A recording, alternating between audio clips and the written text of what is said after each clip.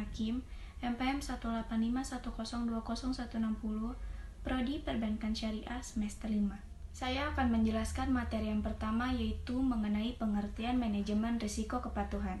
Dalam PBI nomor 13 tahun 2011, risiko kepatuhan adalah risiko akibat bank tidak memenuhi atau tidak melaksanakan peraturan perundang-undangan dan ketentuan yang berlaku, serta melaksanakan prinsip syariah.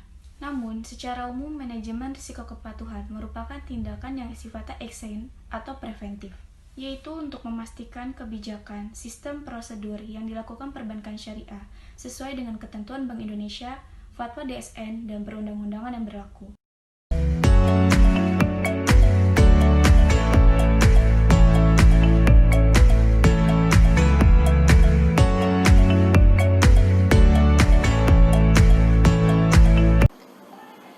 Assalamualaikum warahmatullahi wabarakatuh.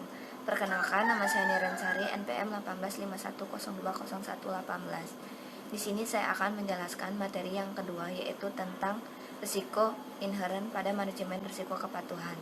Risiko kepatuhan adalah risiko yang timbul akibat bank tidak mematuhi atau tidak melaksanakan pengaturan perundang-undangan dan ketentuan yang berlaku. Untuk menilai risiko inheren pada risiko kepatuhan, parameter yang digunakan yang pertama yaitu jenis dan signifikasi pelanggaran yang dilakukan. Parameter yang dinilai di sini yaitu jenis pelanggaran atau ketidakpatuhan yang dilakukan oleh bank. Yang kedua yaitu jumlah sanksi dan kewajiban membayar yang dikenakan bank dari otoritas. Parameter atau indikator yang kedua yaitu frekuensi pelanggaran atau track record ketidakpatuhan bank. Parameter yang dinilai yaitu jenis dan frekuensi pelanggaran yang sama yang ditemukan setiap tahunnya dalam 3 tahun terakhir. Dan yang kedua yaitu signifikasi tidak lanjut bank atas temuan tersebut.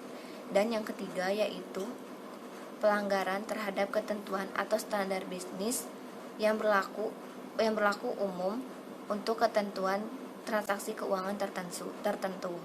Dan yang keempat yaitu referensi risiko inheren ketidakpatuhan yang dinilai rendah.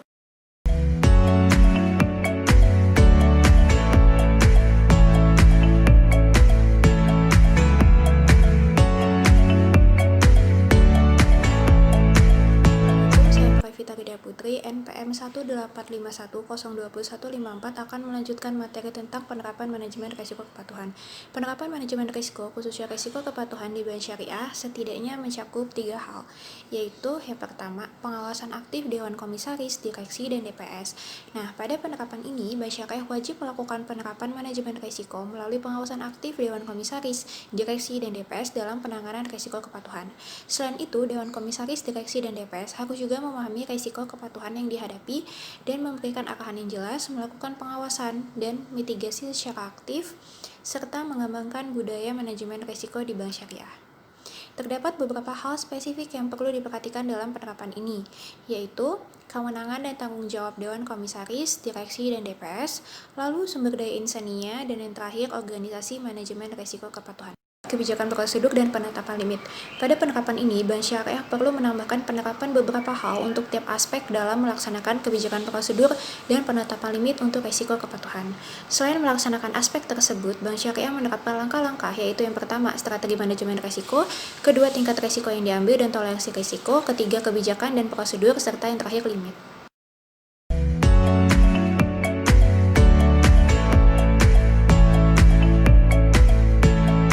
Poin yang ketiga yaitu proses identifikasi, pengukuran, pemantauan, dan pengendalian risiko, serta sistem informasi manajemen risiko kepatuhan. Yang pertama, identifikasi risiko kepatuhan, menganalisis terhadap beberapa faktor untuk meningkatkan eksposur risiko kepatuhan. Yang kedua, pengukuran risiko kepatuhan, menggunakan parameter berupa jenis, signifikasi, dan frekuensi klasifikasi pelanggaran terhadap risiko kepatuhan. Ketiga, pemantauan risiko kepatuhan, unit kerja melakukan dan melaporkan risiko kepatuhan yang terjadi kepada direksi bank syariah. Yang keempat, pengendalian risiko kepatuhan, memastikan kantor cabang bank syariah memiliki tingkat kepatuhan yang memadai terhadap peraturan. Yang kelima, sistem informasi manajemen risiko kepatuhan, mencangkup hal-hal yang merupakan laporan informasi mengenai sebagai berikut. Yang pertama mengenai laporan eksposur kuantitatif dan kualitatif, yang kedua informasi terhadap kepatuhan kebijakan dan prosedur serta penetapan limit, yang ketiga realisasi pelaksanaan manajemen risiko kepatuhan.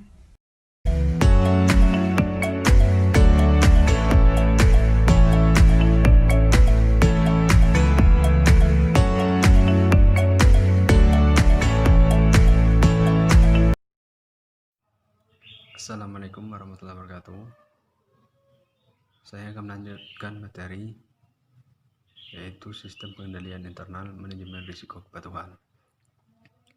Pertama, pengendalian internal adalah segala upaya yang berupa serangkaian peraturan atau kebijakan yang dilakukan sebuah organisasi atau perusahaan dalam rangka untuk meminimalisir risiko dengan cara mengamankan segala aktivitasnya dan memastikan bahwa semua lini organisasi telah menjalankan operasional perusahaan sesuai kebijakan yang telah ditetapkan dan tidak melenceng dari perundang-undangan. Sistem pengendalian internal memiliki beberapa tujuan. Yang pertama, tujuan kepatuhan. Tujuan kepatuhan adalah untuk menjamin bahwa semua kegiatan usaha bank telah dilaksanakan sesuai dengan ketentuan dan peraturan perundang-undangan yang berlaku. Yang kedua, tujuan informasi. Tujuan informasi adalah untuk menyediakan laporan yang benar, lengkap, tepat waktu, dan relevan yang diperlukan dalam rangka pengambilan keputusan yang tepat dan dapat dipertanggungjawabkan. Yang ketiga, tujuan operasional. Tujuan operasional dimaksudkan untuk meningkatkan efektivitas dan efisiensi dalam menggunakan aset dan sumber daya lainnya dalam rangka melindungi bank dari risiko kerugian. Tidak melenceng dari perundang-undangan. Sistem pengendalian internal memiliki beberapa tujuan. Yang pertama, tujuan kepatuhan. Tujuan kepatuhan adalah untuk menjamin bahwa semua kegiatan usaha bank telah dilaksanakan sesuai dengan ketentuan dan peraturan perundang-undangan yang berlaku. Yang kedua, tujuan informasi. Tujuan informasi adalah untuk menyediakan laporan yang benar, lengkap, tepat waktu, dan relevan yang diperlukan dalam rangka pengambilan keputusan yang tepat dan dapat dipertanggungjawabkan. Yang ketiga, tujuan operasional. Tujuan operasional dimaksudkan untuk meningkatkan efektivitas dan efisiensi dalam menggunakan aset dan sumber daya lainnya dalam rangka melindungi bank dari risiko kerugian. Yang keempat, tujuan budaya risiko. Tujuan budaya risiko sini dimaksudkan untuk mengidentifikasi kelemahan dan menilai penyimpangan secara dini dan menilai kembali kewajaran kebijakan dan prosedur yang ada di bank secara berkeseimbangan. Selanjutnya, pengendalian internal memiliki beberapa unsur pendukung pengendalian internal. Yang pertama yaitu struktur organisasi. Yang kedua, sistem wewenang dan prosedur pencatatan dalam organisasi. Yang tiga, pelaksanaan kerja secara sehat. Dan yang keempat, pegawai berkualitas. Mungkin hanya itu saja yang dapat saya sampaikan. Bila ada kesalahan saya mohon maaf. Saya akhiri. Wassalamualaikum warahmatullahi wabarakatuh. Sistem pengendalian internal manajemen risiko kepatuhan. Pertama, pengendalian internal adalah segala upaya yang berupa serangkaian peraturan atau kebijakan yang dilakukan sebuah organisasi atau perusahaan dalam rangka untuk meminimalisir risiko dengan cara mengamankan segala aktivitasnya dan memastikan bahwa semua lini organisasi telah menjalankan operasional perusahaan sesuai kebijakan yang telah ditetapkan dan tidak melenceng dari perundang-undangan. Sistem pengendalian internal memiliki beberapa tujuan. Yang pertama, tujuan kepatuhan. Tujuan kepatuhan adalah untuk menjamin bahwa semua kegiatan usaha bank telah dilaksanakan sesuai dengan ketentuan dan peraturan perundang-undangan yang berlaku. Yang kedua, tujuan informasi. Tujuan informasi adalah untuk menyediakan laporan yang benar, lengkap, tepat waktu, dan relevan yang diperlukan dalam rangka pengambilan keputusan yang tepat dan dapat dipertanggungjawabkan. Yang ketiga, tujuan operasional. Tujuan operasional dimaksudkan untuk meningkatkan efektivitas dan efisiensi dalam menggunakan aset dan sumber daya lainnya dalam rangka melindungi bank dari risiko kerugian.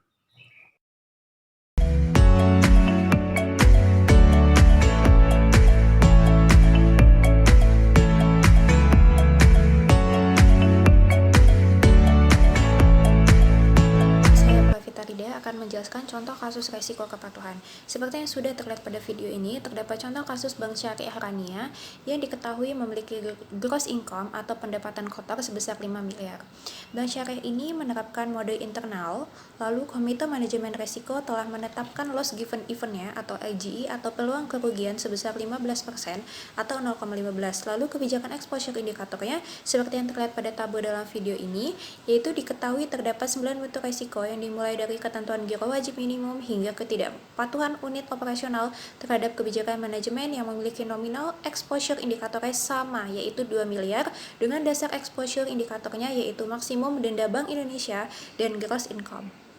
Pada kasus ini juga sudah ditetapkan bahwa probabilitas Bank Rania sebesar 0,0, lalu hitunglah exposure indikatornya dan total kepatuhan.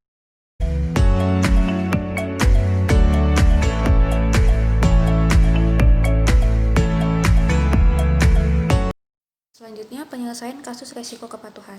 Yang pertama, kita harus mengetahui cara menghitung expected loss-nya, yaitu dengan cara perkalian antara average probability atau rata-rata probabilitas dengan LGE atau loss given event-nya dan nominal exposure indikatornya. Dapat dilihat pada tabel yang ada di video ini bahwa pada 9 bentuk resiko kepatuhan yang ada pada Bank Syariah Rania memiliki probabilitas LGE dan nominal exposure indikator yang semuanya sama. Contoh salah satu perhitungannya pada salah satu bentuk resiko yaitu ketidakmampuan memenuhi dan melaksanakan KPMM yang memiliki probabilitas 0,05 dengan berarti average probability atau kata-kata probabilitasnya yaitu 0,05. Lalu kata-kata tersebut dikali dengan LGE-nya yaitu 0,15 dan dikali dengan nominal exposure indikator yaitu 2 miliar, maka expected loss pada bentuk risiko KPMM ini yaitu sebesar 15 juta. Nah, selanjutnya untuk menentukan total risiko kepatuhan yaitu dengan cara menjumlahkan semua expected loss pada 9 bentuk risiko kepatuhan di Bank Syariah Rania yang mendapatkan jumlah keseluruhan risiko expected loss-nya yaitu sebesar 135 juta. Setelah itu 135 juta dibagi dengan banyak risiko kepatuhan yaitu dibagi 9, maka total risiko kepatuhan Bank Syariah Rania sebesar 15 juta. Yang terakhir, untuk mengetahui kriteria risiko kepatuhan pada Bank Syariah Rania yaitu hasil dari total risiko kepatuhan yaitu 15 juta dibagi dengan pendapatan kotor atau gross income yaitu 5 miliar lalu dibagi dengan 100, maka mendapatkan hasil 0,30%. Dengan begitu kriteria risiko kepatuhan Bank Syariah Rania dikategorikan sangat rendah atau low. Thank you for watching this video until it is finished. If useful to you guys, please like and share this video. If you have any suggestions for us, leave a message in the comments field. Always support us by